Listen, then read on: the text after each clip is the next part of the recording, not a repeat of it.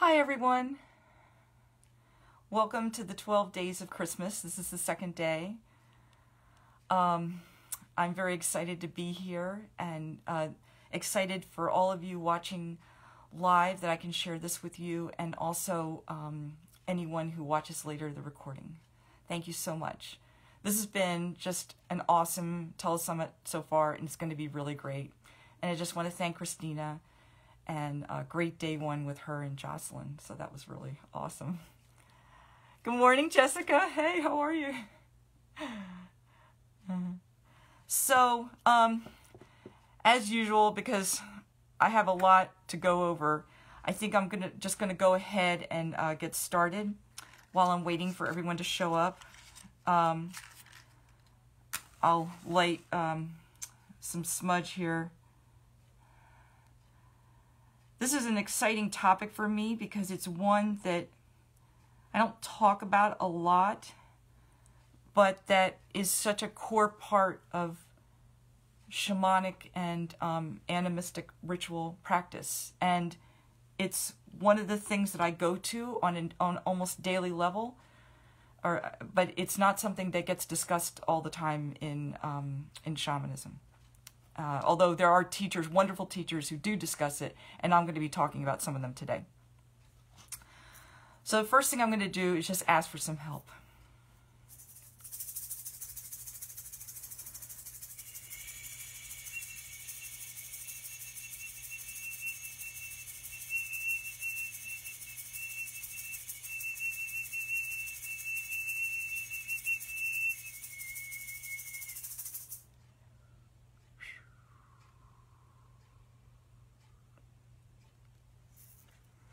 Okay, so welcome to Working with the Elements, Sacred Spirits of the Four Directions. I'm Marissa Lovett, and I'm a shamanic practitioner, and I've been basically on this path for around 20 years, and I've been coaching people for 3 or 4. And so, let me see here. I thought so too. I was like, has Marissa even talked about this before? Oh, cool. Hi, Christina. That's awesome. Yeah. It's and I think it's such a huge part of ritual practice that I want to make sure that each one of you has some way to access it if it's something that you choose to do. It's sort of just there in animism and shamanism, but not discussed exactly like this. Yes, so I'm hoping to kind of bring it out into the forefront. And it's also accessible to everyone. Everyone has contact with the elements, so you don't have to be part of any particular lineage. You don't have to be living in a certain part of the world. You just have to go out and connect. So I'm going to talk a little bit more about the work I do with people at the end of my talk, but I want to kind of go ahead and get started with the actual theme right now.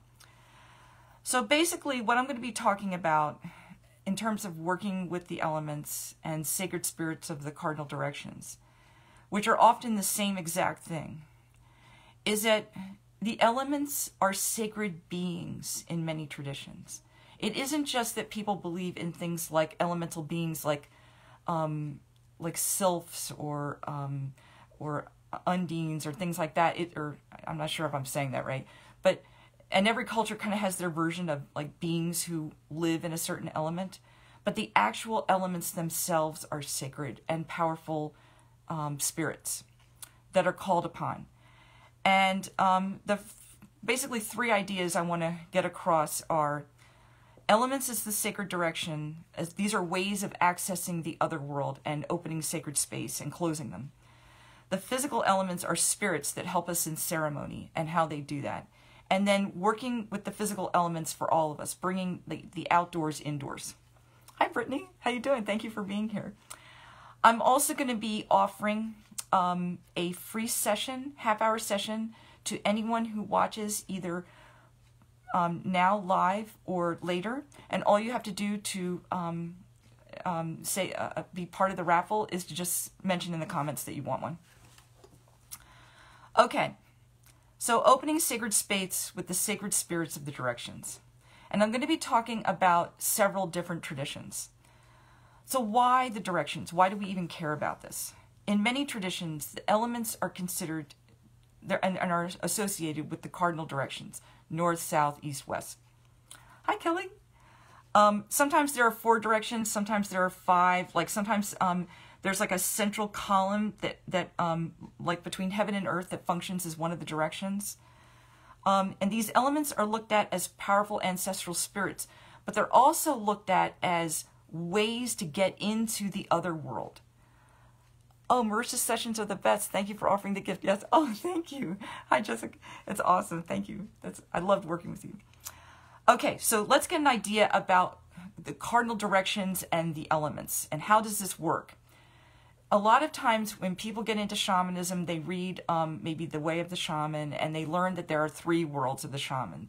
There is the lower world, which is sort of exists below us, and often has to do with ancestors, plant spirits, and animal spirits. There's the middle world, which is like the spiritual double of our physical world. So like the spirit of that mountain or the spirit of that tree exists in the other world. And then there is the upper world, which is the spirit of where the deities are. Some people believe the stars are there, some people don't. And very high, maybe what you might call high vibe spirits can be there. So, but this was also connected with the directions and through the elements. So it says right here, this is a quote from Erika Buenaflor, Curandera. The ancient shaman did not see these cardinal directions as fixed in space. So Mesoamerican scholar Barbara Tedlock notes that the spiritual understanding of east, west, north, and south were not fixed geometric directions like what you would find on a map, compass points frozen in space. They were the spaces where and when the sun sets and enters the earth's surfaces. And because of that, because that's really important, they were ways to go into the other world. And you have to understand that in some animistic traditions, the spirits come to you. You don't go into the other world as much. And in some traditions, you journey into the other world. But either way, you're calling on these powerful cardinal direction spirits, the elements associated with them, and often like some kind of animal or deity that's associated with each one of these. And that's how you kind of connect with that portion of the other world. Oh, thank you for the recap on the world. Oh, good. I'm glad that's helpful. Because everybody doesn't like go through the tunnel into the lower world. That's not the way everybody journeys. So what I want to do right now is I would like for you to experience your own personal connection to each of these directions. And what I'm going to do is I'm going to guide you through a short practice to introduce you to the Andean spirits of the 4 directions. This is not the most traditional way of working with the Andean spirits with these elements, but this is a way that some teachers work. I think Alberto's people work this way, Alberto Viola. And one of his early students was one of my first teachers. So I have sort of a connection to that. So the important thing right now is to sort of get quiet, and I'll do the same. Try to make sure that right now you're not doing anything like driving or doing anything where you need to focus, because you may go into a trance state. And I'm just going to do a short invocation first, and then we'll start with the guided journey.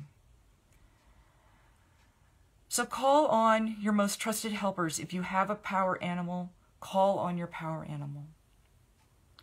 If you work with a saint, whoever you trust the most, your spiritual team, call on those beings right now to be with you.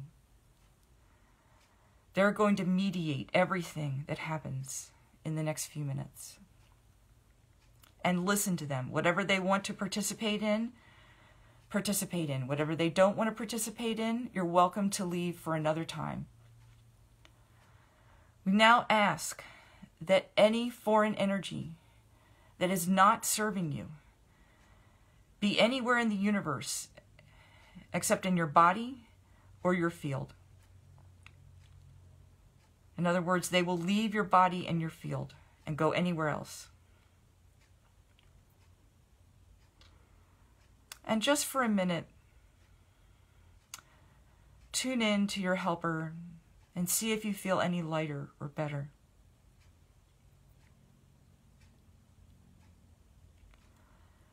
We now ask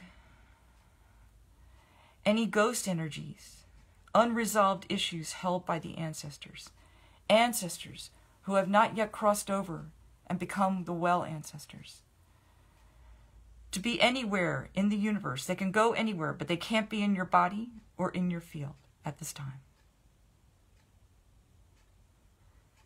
And once again, check in with your helping spirit. Is there a feeling of lightness or clarity? And now we ask the well ones, the well ancestors, the ones who love you, the ancient ones, the ones who are fully crossed over, to come closer. These ones love you. They only want what is best for you, and they have no agenda except to help you be their true self, your true self. For you being your authentic self will help to make a better world for them to return to.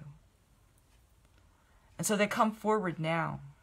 And if your helping spirit okays this, they will surround you like a ring and stand between you and any less than helpful energies.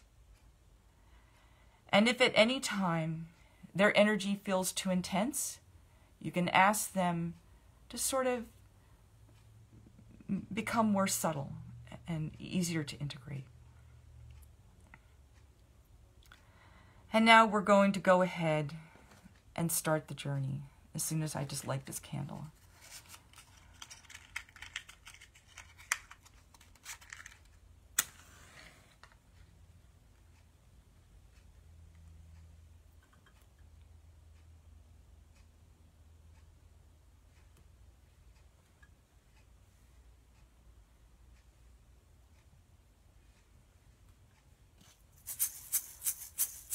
So now, you, your well ancestors, and your most trusted spiritual beings stand in the sacred center by the world mountain or the world tree or whatever symbol for the axis mundi or tree of life that you carry in your tradition. And you turn and face the south.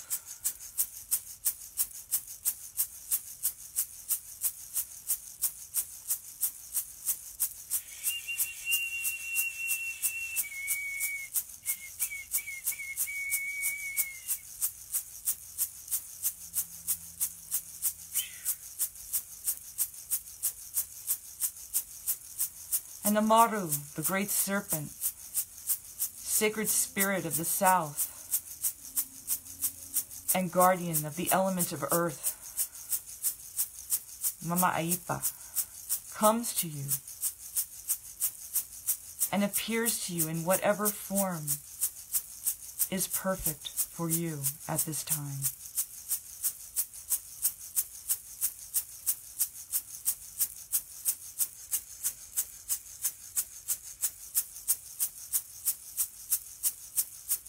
Take a few moments to greet this being and listen to what your trusted helping spirits have to say about it.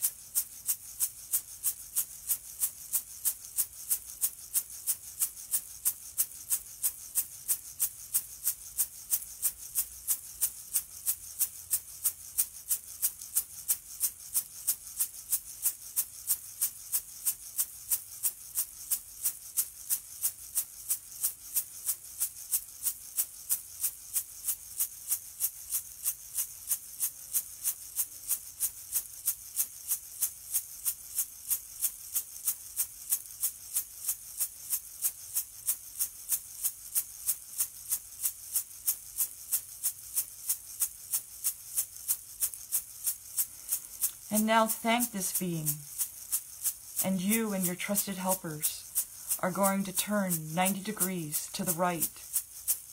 And now you face the west, direction of the setting sun. And Otorongo, Mother Sister Jaguar, greets you. And the element of water, the pool of remembrance, where you may see all the times that you've lived and died. And you now see Otorongo in whatever form is perfect for you at this time.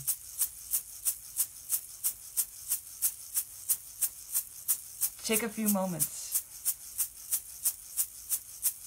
Listen to your helping spirits and communicate with this being if it serves you.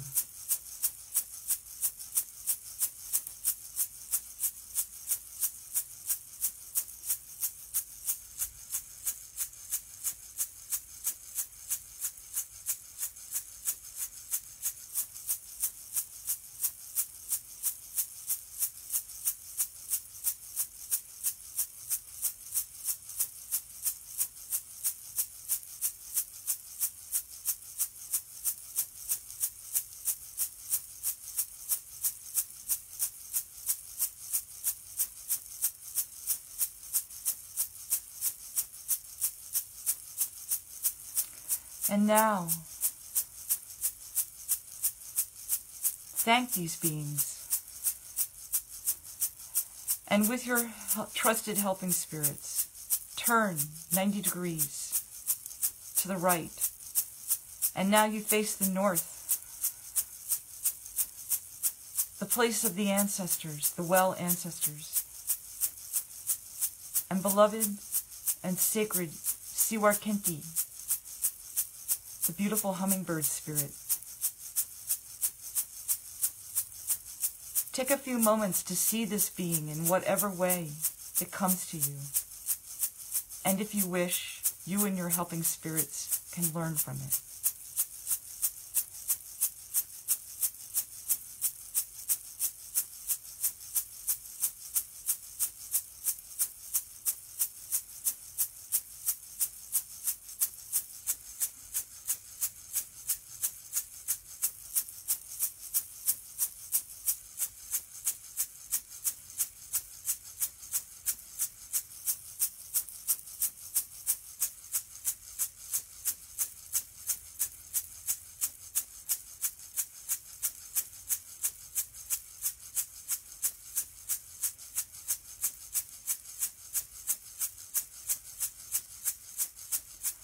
And now thank these spirits.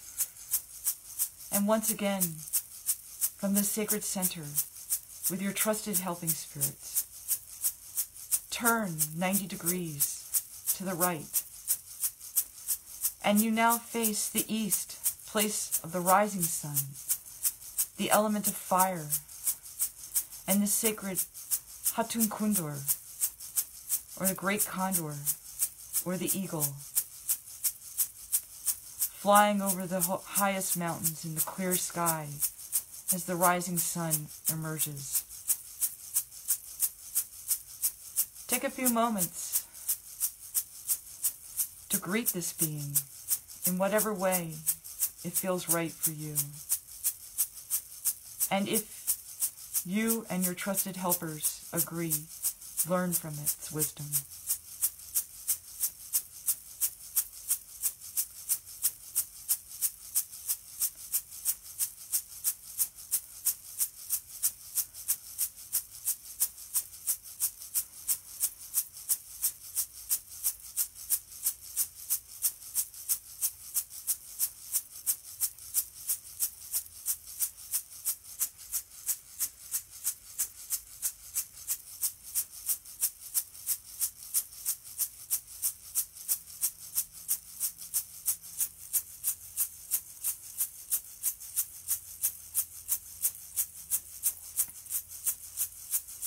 And now you return to the center, the sacred center, the world mountain, the world tree, the place between the three worlds. And know that you can call on these beings whenever you wish in the future, and the elements that go with them.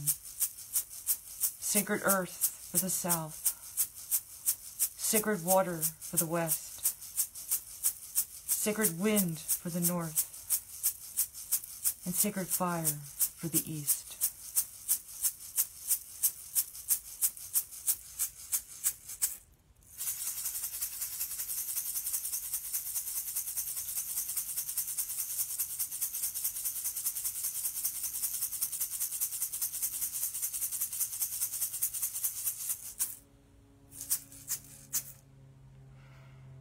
And when you're ready,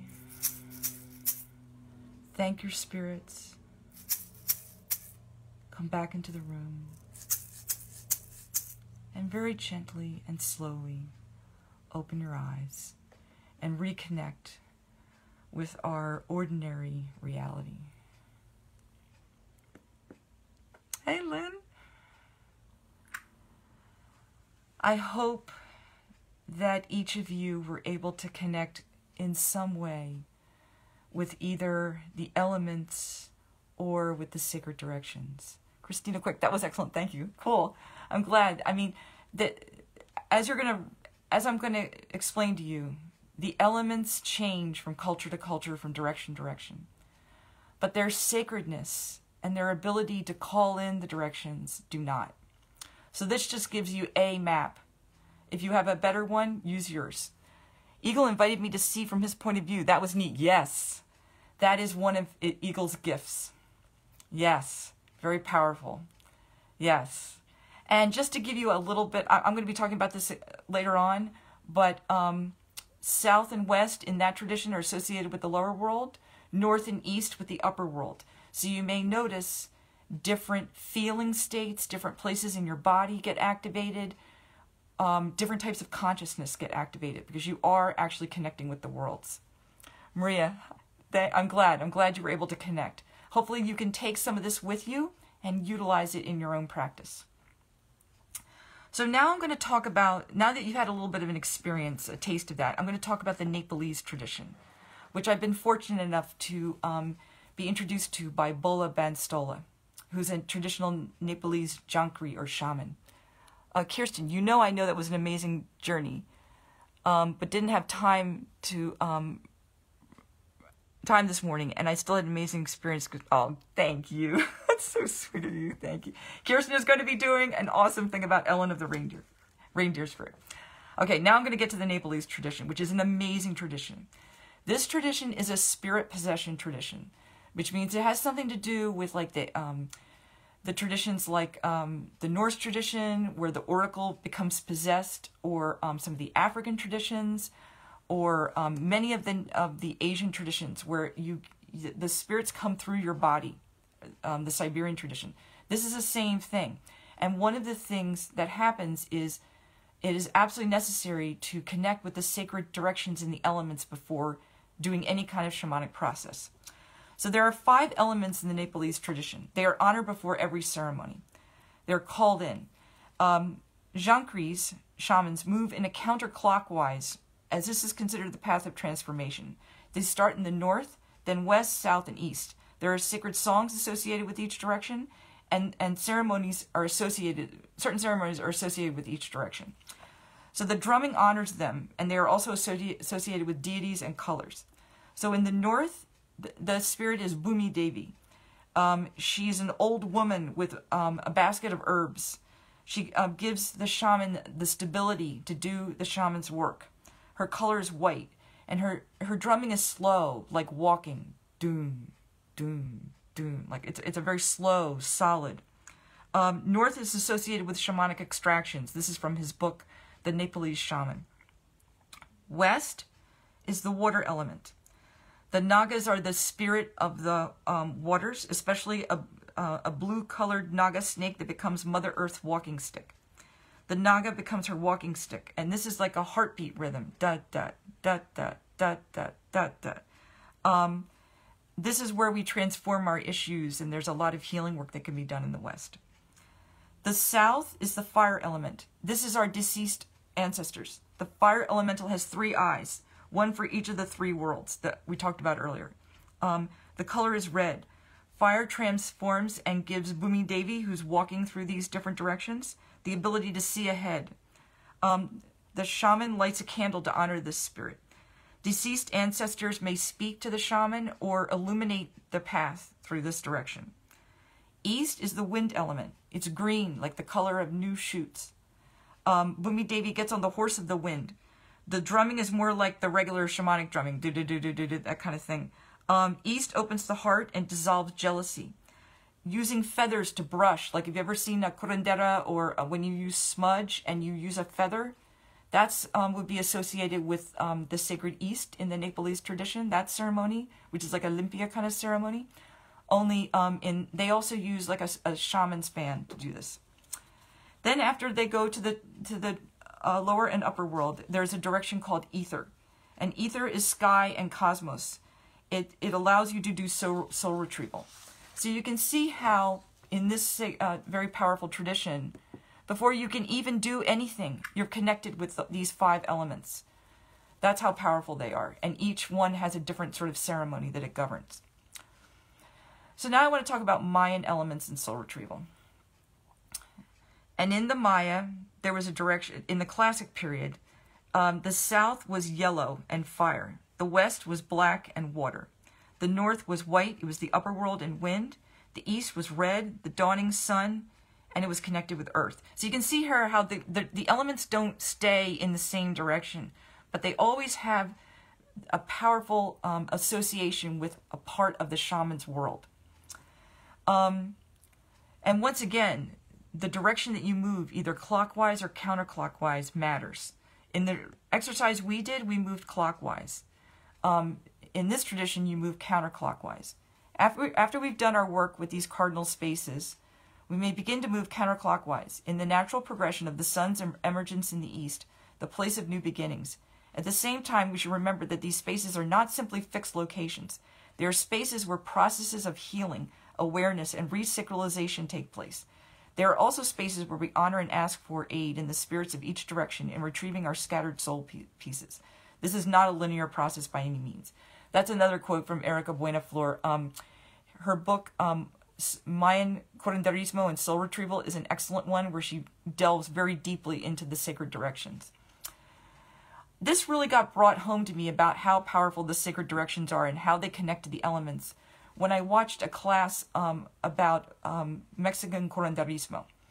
And this Curandera was basically opening sacred space before she did any kind of healing work at all. She opened up what looked like sort of a large bandana, and she had a large brazier that would look like a ceramic bowl, and that she was burning sacred smoke. And she said, it's very important that we interact with the 4 winds and directions and elements, because this represents our heart here.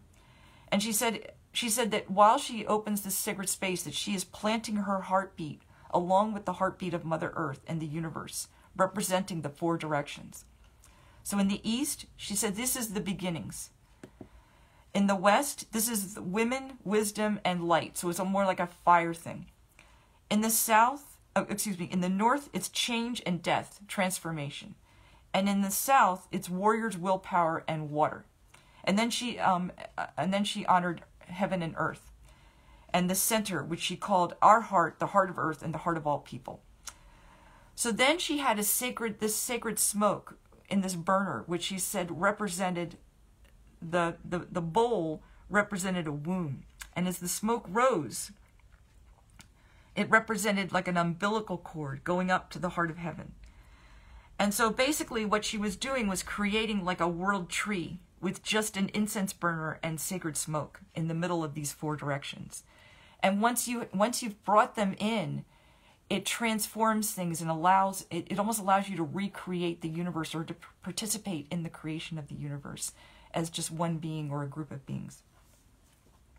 So now that we've talked about the importance of opening sacred space, now I'm going to talk a little bit about using the elements in ceremony. I want to see where we're at time-wise. So Puma Quispe is a wonderful Andean teacher. If you follow me, I've been sharing a lot of his work lately because he teaches in English and a lot of the Andean teachers do not.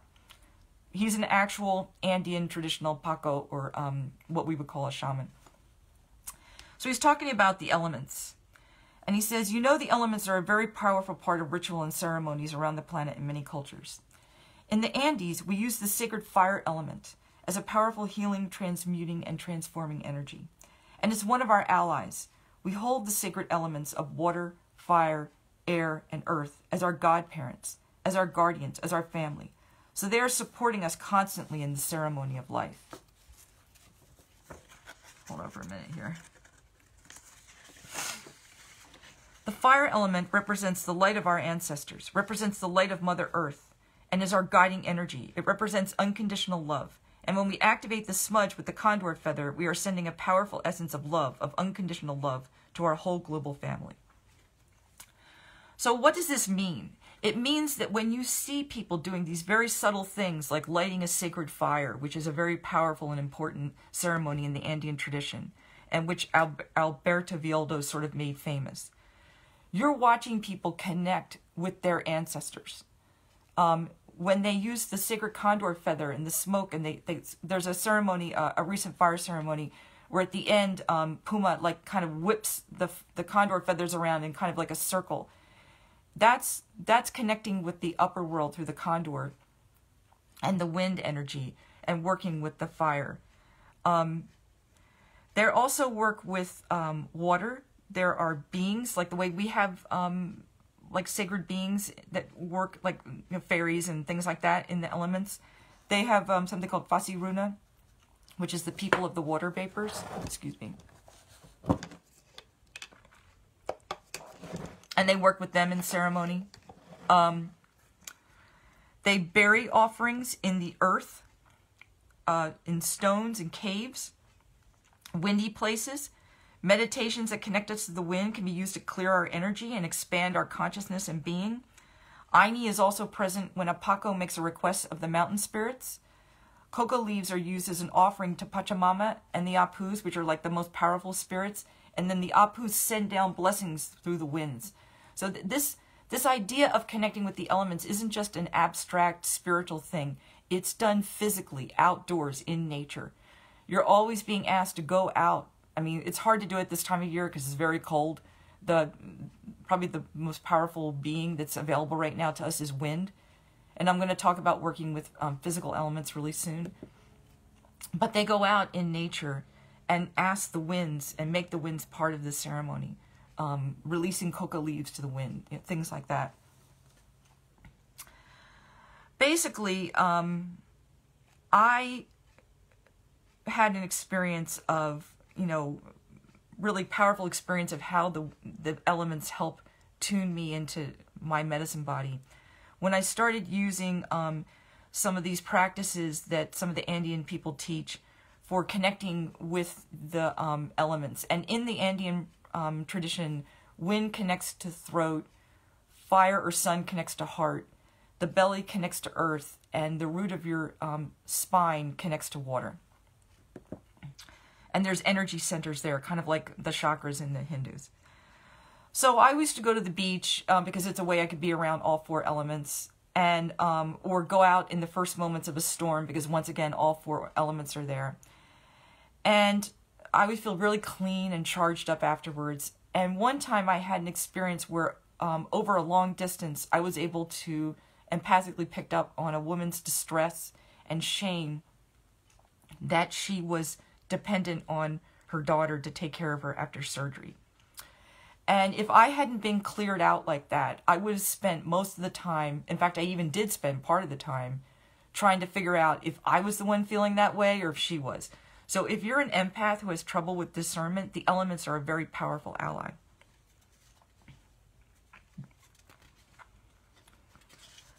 So it's also very helpful to work with each element individually. Joan Wilcox gives detailed instruction on Andean way of connecting with nature energies in her book, Masters of the Living Energy. It involves working with an energy center located near the navel called the Cosco, which is like a little bit below your belly button. And what you do is you send a filament of light out to the element. There's a way of doing it where you actually bring out, like extend out the energy, and there's another one where you just intend it. So I'm just going to demonstrate a little bit about what it's like to extend out.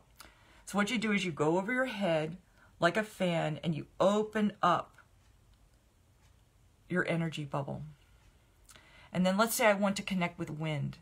All you do is just find this sort of thick energy here in front of your throat chakra, and you very gently extend it out towards the wind until you connect with it.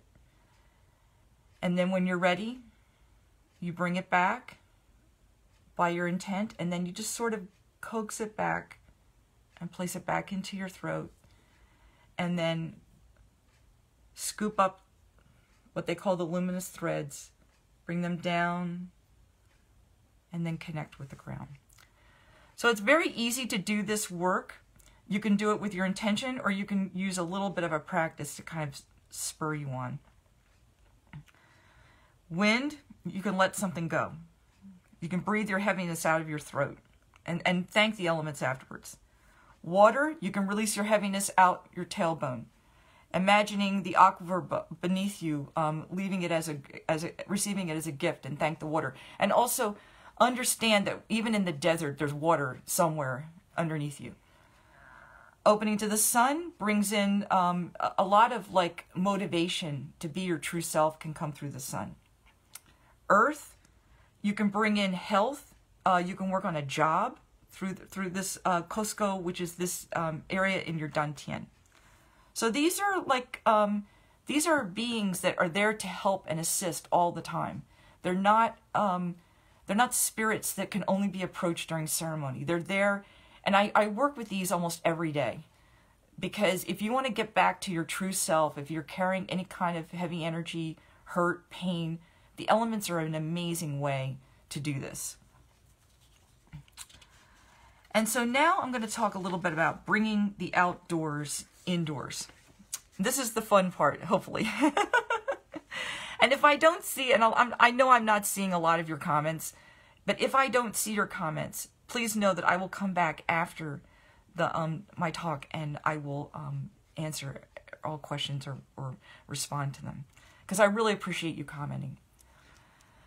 So now that we've kind of connected with the idea of the sacred cardinal directions as powerful beings in ceremony, as the elements as parts of ceremony, not just tools, but as actual beings that are coming in to assist us in ceremony. Now I'd like to talk a little bit about bringing them indoors, and also through the Western way, because we've lost contact with a lot of this. So there's a woman named Manda who wrote a series of, I guess you might call them historical fantasy novels, about Boudica, the famous Celtic warrior queen. And she started something called Accidental Gods, because she's actually a shamanic practitioner and has been teaching the shamanic path for many years. So basically her idea is that shamanic practice is grounded in the natural world. And so we need to create a framework from which we can relate to the world. This is her belief.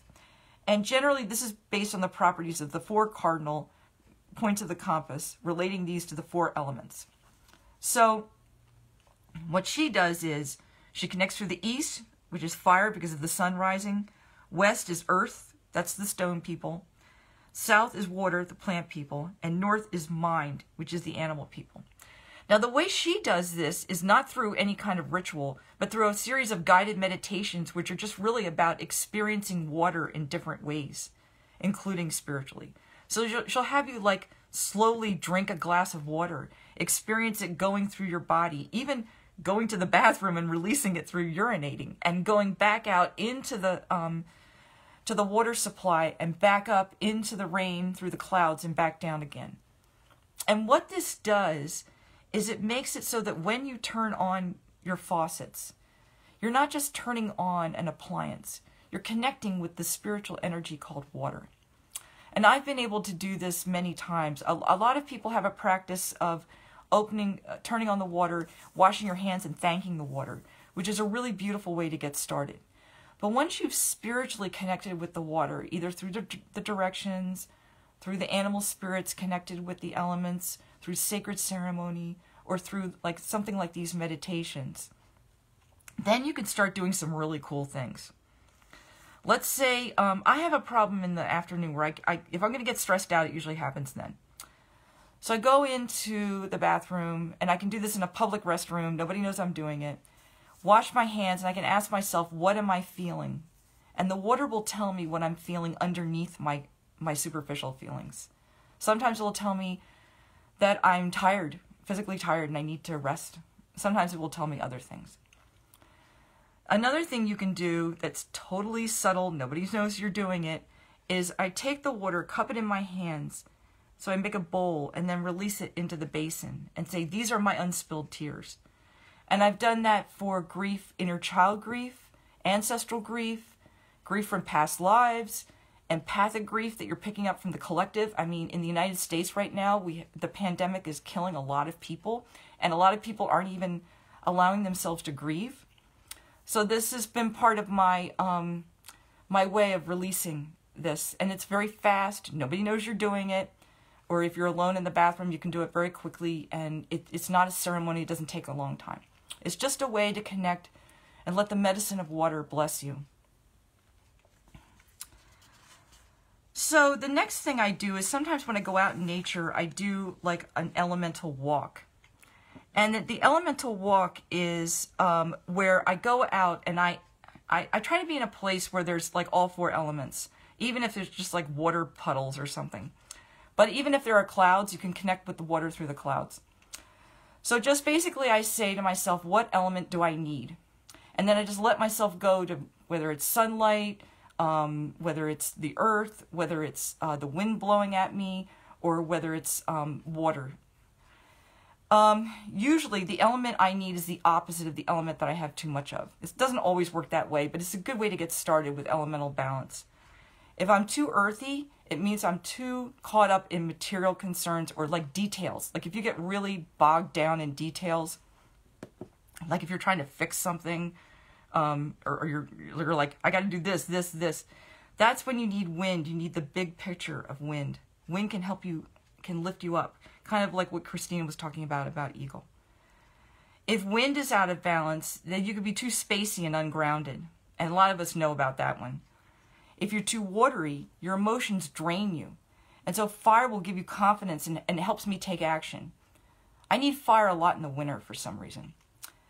If fire is out of balance, you just like can be crazy energetic, or you get like I get frustrated and angry, you know, or irritable. I'm sort of scattered and like all over the place.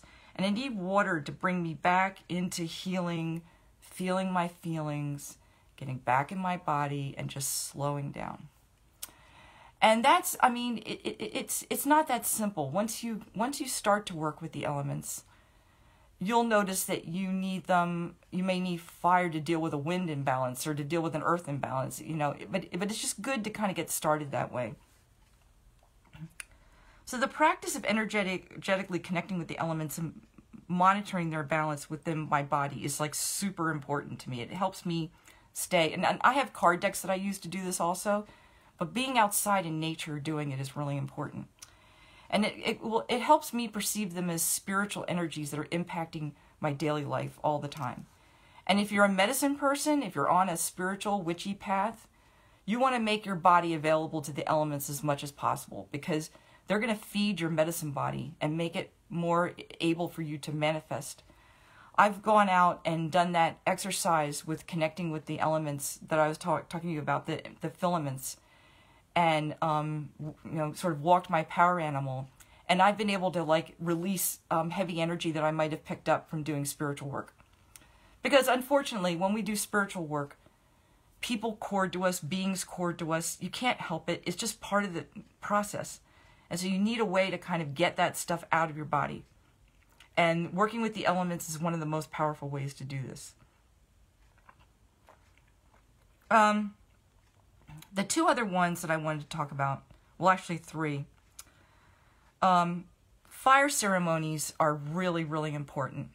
Even if you just do the simplest thing of lighting a candle, burning a small piece of sage as an offering to the fire element. And then you can take another piece of something that you want to transform and burn that, and then scoop the fire up into your energy fields. That's the simplest way to work with the fire. It's taught by Alberto. If you just Google Alberto fire ceremony, I've done a little PDF about it. It's one of the simplest way to work with fire, and it's a very powerful ceremony. If you want something to change quickly, that's the one I go to. Wind.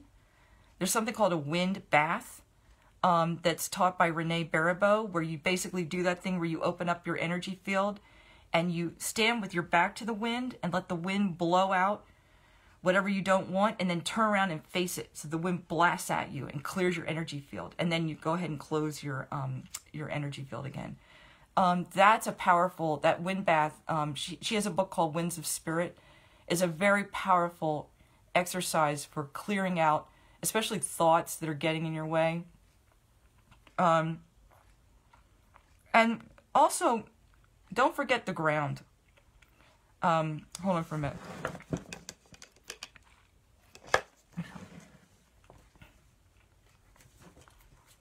This is also... Oh. This always happens to me when I talk for more than 45 minutes. It's like I have a timer in my body. Okay. The ground is important because that connects to Mama Aipa, which is the Mother Earth. And Mother Earth gives things stability. So if you want to give back to the earth, plant things on the ground or make a hole in the ground or use stones. These are powerful ways of like getting Mother Earth her solid, productive energy on your side. She's associated with an energy in the Andes called Yankai, which is in this Dantian area. And Yankai gives us the power to be successful in our jobs, to make money, and also gives us physical vitality. And Mother Earth, Mama Ipa, is the element that most connects with that in the way that I work. So when you work with stones or with, especially stones that you find on the ground, it doesn't have to be just crystals, but stones you find on the ground, or if you bury an offering in the earth, you're working with that energy, helping that come along.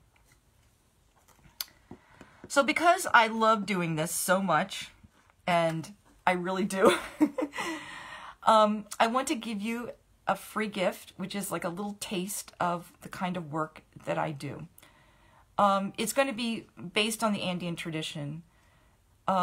It's basically both a video, which kind of talks you through the process of creating what Puma Quispe calls a second heart using a crystal or stone.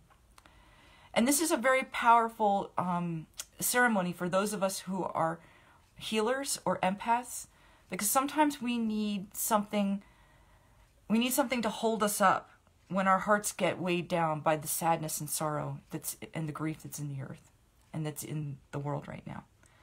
Because we can't pretend that it isn't happening, because that's bypassing. But we can't let it totally bog us down at the same time. The other one is a very short and simple ceremony that introduces you to the Andean way of working with stones, which is just 3 simple stones that you use for 3 different intentions that you lay onto the earth. So it just gives you a little taste of working with me. And then I am going to invite you to join my Patreon, which it's very exciting. Kirsten, my sister, and I work on this together, and Christina's a member of. And some of you are patrons, and thank you for being here, which is called Shamanic Earth Medicine. And basically what Shamanic Earth Medicine does is we're not just teaching core shamanism. We're trying to help you connect with your well ancestors and with whatever tradition you come from, and find the key pieces of shamanic practice that in such a way that you can blend it with your tradition, or that you can build on it until you find a tradition. And so sometimes people come in and they don't have a tradition, but they've just got these ancestors that are talking to them all the time. And we kind of guide them through learning how to journey, basically core shamanism. And then we build on that. And I'll give you an example of that in a minute. But we basically go through step-by-step, process of learning how to journey in a safe way. We have a Facebook group that's private, or you can get things emailed to you.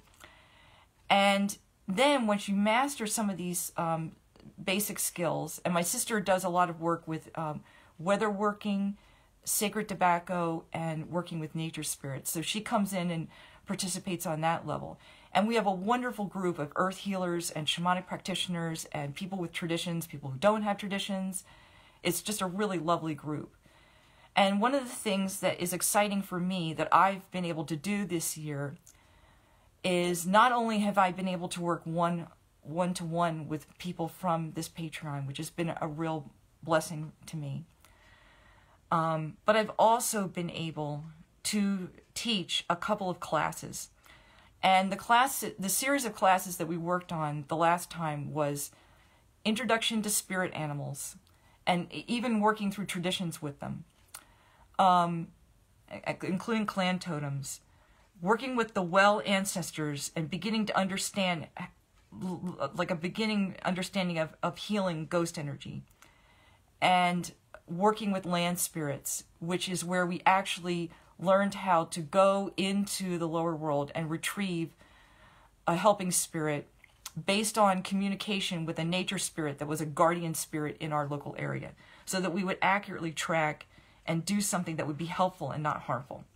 Because when you work with earth healing, you have to be careful, because you can do too much or do the wrong thing and make the situation worse. And so as shamans, as shamanic practitioners, we have to protect ourselves and make sure what we're doing is adding to the web of life. So I have a few more minutes. I'm going to answer questions in a minute if I can get to a few of them. But I also want to talk a little bit about the free half-hour session. I'm really hoping that I get to meet one of you this way. I love doing one-to-one coaching. It's besides classes and healing work, is probably the most fulfilling part of what I do. And in a session, it's guided around mostly people who are wanting to connect with their ancestors, their well ancestors. Some have traditions, some don't. Some are preparing to enter traditions. But it's really working around where you are at that moment. Do you need some healing work? Do you need just some practices? Do you need some divination work? We just tailor it to whatever you need to kind of get out of the rut you're in and really start working in an empowering way. And people have come back and said that because of the work of the spirits and connecting with their helping spirits, they are making big steps forward. They're learning about things they didn't knew about before. They're on a path they didn't have before. And some of them are actually starting to connect with traditions, which is very beautiful and powerful. And it's just great to see them have all the building blocks together to really be effective in their magical work and to be real spirit workers, because that's what we want right now.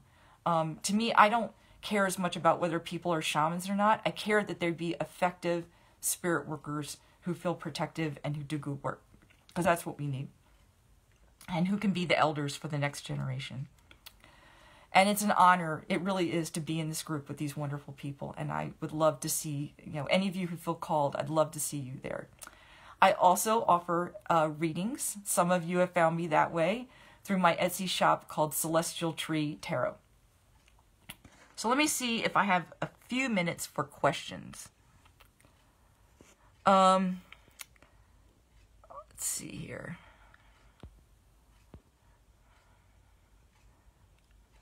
Oh, Christina says she gets the sniffles too. It's like my body has some kind of timer. Oh, thank you, Christina, for doing the link for the Patreon.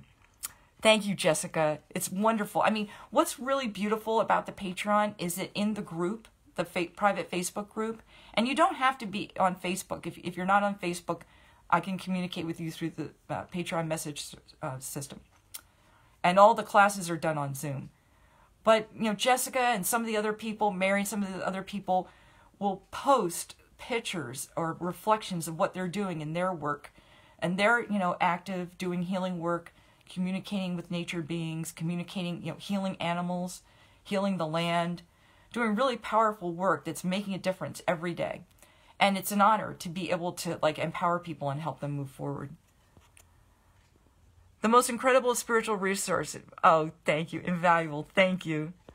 Kirsten, Marissa's land spirits, all her classes are excellent. I'm glad you like that. That was really fun because we were able to actually do a real shamanic practice. Mary Simonetti, please check out the amazing classes. Glad you like it. Please type into the chat box, please enter me into the raffle to get entered to win a yeah, all you have to do is just say, I'm interested in this session, or please enter me, that's perfect. Barry says, Marissa helped me connect so many dots with my healing practices. Thank you. That is exactly what I'm trying to do. That's what my helping spirits, want me to do. And one of the things, as I connect with the water element here, one of the things that really helps to do this is the cardinal sacred directions and the the elements. I always have fire going when I'm doing my work. I often have sacred smoke going. Before I do a journey, I call in the sacred directions or the sacred, the worlds. I mean, they're just so powerful and important. And hopefully, when you interact with them as spiritual beings, hopefully this will like ramp up your practice a little bit and make it more powerful. So it's just about noon where I am in the Eastern time zone. I'm going to go ahead and thank my helping spirits. I just want to let you know that I will get to all the questions and comments. Thank you so much for being here and participating. I know for some of you this is a really awkward time of day, and I just want to say thank you very much for being here. And also, anyone who watches afterwards, thank you for watching. I will keep definitely keep checking in and seeing. Please don't forget to say you want a free session if you do, and blessings.